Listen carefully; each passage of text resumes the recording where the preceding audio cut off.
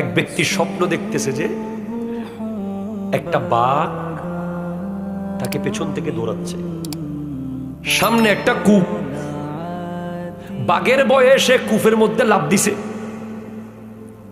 দেখে কূপের ভিতরে সাপ বসে আছে। কূপ দিয়ে পড়তে পড়তে মাঝখানে সে একটা রশি পাইছে, ওটা ধরে ফেলছে।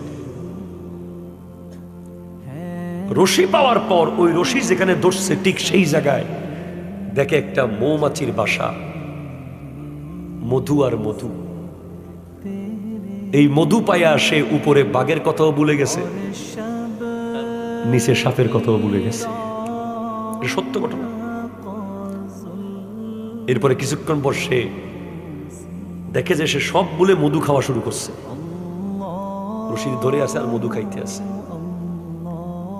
ইতিমধ্যে দেখে একটা সাদা ইঁদুর আর একটা কালো ইঁদুর এসে রশি কাটা শুরু করছে। এখন যেই মাত্র রশিটা শেষ মুহূর্তে গেছে গা, এখন পড়বে, ঠিক নিচে পড়ে যাচ্ছে, তার ঘুম পেয়ে গেছে। এবার সে ইমাম গাজালির দরবারে গিয়ে বলে, হুজুর আমি এটা কি দেখলাম? ইমাম গাজালি যিনি ৫ম শতাব্দীর মুজাদ্দিদ, যার বই পড়ে পড়ে এখনো আমেরিকা ইউরোপে মানুষ মুসলমান হয়,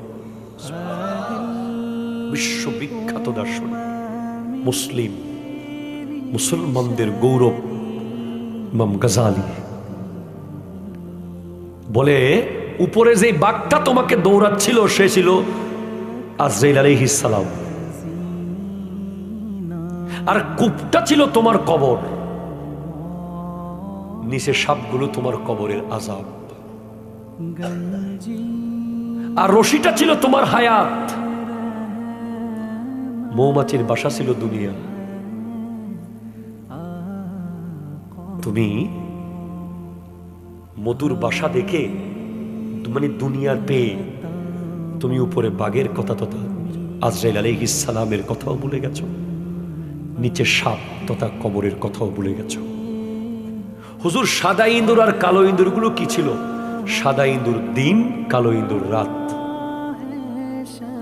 রাত দিন রাত দিন করে তোমার হায়াত চলে যাচ্ছে। যেই মাত্র তুমি মারা যাবে ঠিক সেই সময় তোমার স্বপ্ন ভেঙে গেছে, তুমি কবরে চলে যাচ্ছ।